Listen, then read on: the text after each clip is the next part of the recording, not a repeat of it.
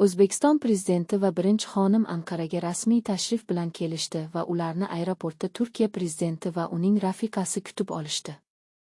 Strategik hamkorlik kengashining yig'ilishi, shuningdek, Hatay viloyatida O'zbekiston turar joy majmuasining ochilishi va Istanbulda O'zbek maktabi qurilishining boshlanishi rejalashtirilgan. Prezident matbuot xizmati xabar berishicha, O'zbekiston Prezidenti Shavkat Mirziyoyev va uning rafiqasi rasmiy tashrif bilan Anqaraga yetib kelishdi.